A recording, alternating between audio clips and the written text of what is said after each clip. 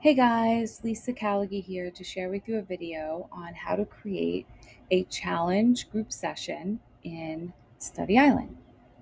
All right, let's get started. So here I am, I'm logged in as a teacher, and from the left-hand side main menu, I'm going to choose Class Manager.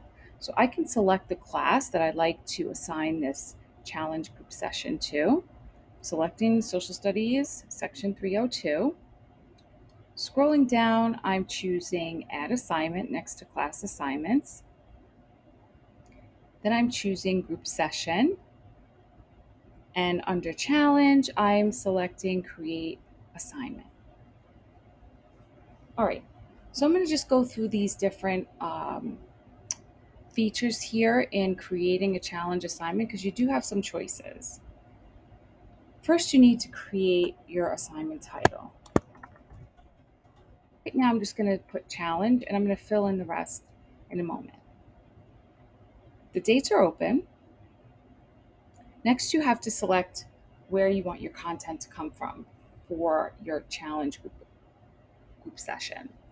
So you have two choices. You can have the practice topics, which are the topics that are already in Study Island. So the topics and questions that Study Island has, you get to select the grade level and the topic, but Study Island will select the questions.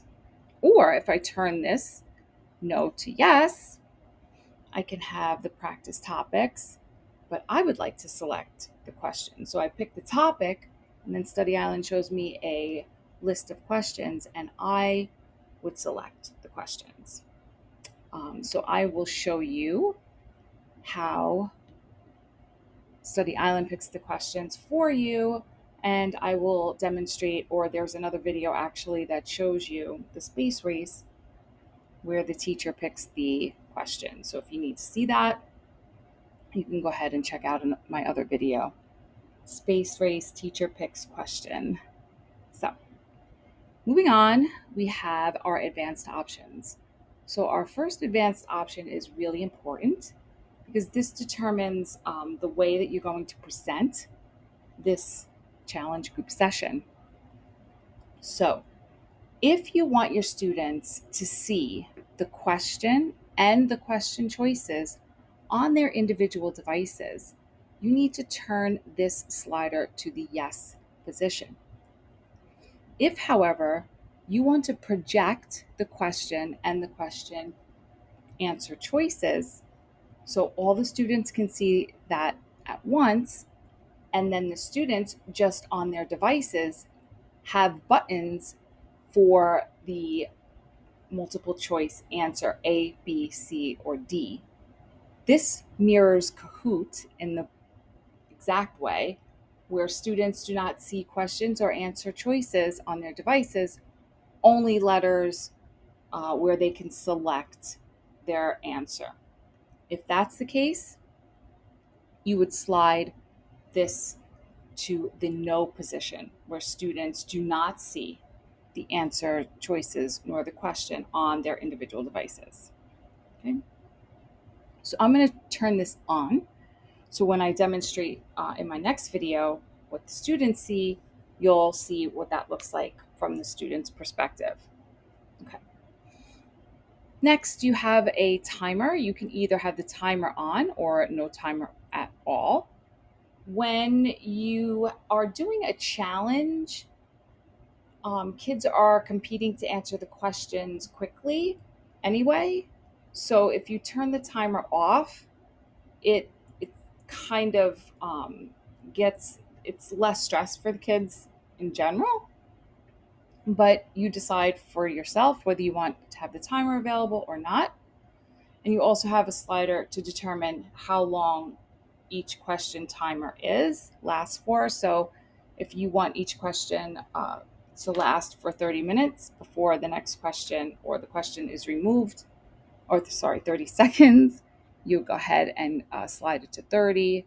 And then you have up to, I believe, 5 minutes or 300 seconds for each question and students' ability to answer that question. Okay.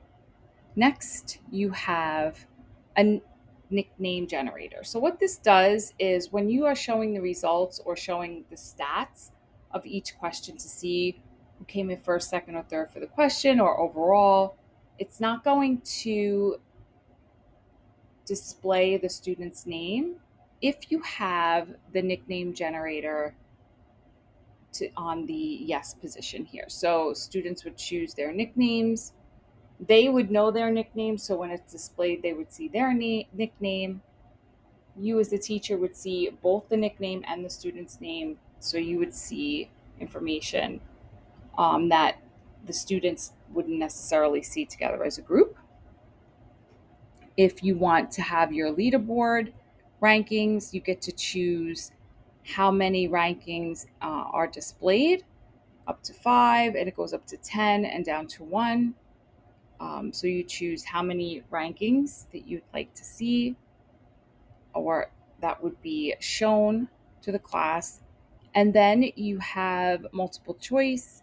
If you only want to have multiple choice questions for your challenge, you select yes. And this is really only if you have the practice topics on and where Study Island selects the questions. So this slider here is important. Once you've selected all of your choices, click on Next, Assignment Options. So here is where you get to choose how many questions your challenge will be and the program, so your grade level, and the subject area. And lastly, you get to choose your topic. So I'll do addition and subtraction. And you can choose multiple topics here for one challenge if you'd like. I like to do one at a time so I can kind of gauge how my students are doing in that topic specifically instead of having a bunch of topics mixed together in one challenge. I'm going to highlight, copy the title of this topic. I'm going to come back to my general information tab, kind of paste that in here so I know what this challenge topic is when I'm looking at my results. If I just keep challenge as the title name, I'd have to kind of fish around to see what the topic was. I'm going to pop back over to assignment options just to show you one other thing. If you wanted to view or preview the questions that are in this topic, you can click on the Q to the right of the topic title, and that will open up a window showing you the different types of questions. These questions aren't necessarily going to be the questions that the students will see in the challenge, but it gives you an idea of the way the questions are worded and the answer choices. Once you've selected your topic, click on the green Next Classes button at the bottom of your page. If you want to assign this to multiple classes, you can do that here. So selecting another class, I've already selected the class at the beginning that I wanted this group session to be assigned to, but I can also now choose my other classes on this page and then click on Save. From here, I can choose to start my session right away. So if my students are ready, I can start my session. Or if this is going to be taking place at a later date, I click on Save and Exit. If I've completely changed my mind, I can click on Cancel. Save and Exit. Brings me back to my class page and assignments. And here you'll see my addition and subtraction challenge. When I am ready to start the group session, I click on this first icon under the Actions column, and that will start the group session. So my next video will take place right here from this point on, starting the group session and seeing from both the teacher and the student perspective when you are initiating and running a group session challenge in Study Island. So I hope this helps. Have a great day, everyone.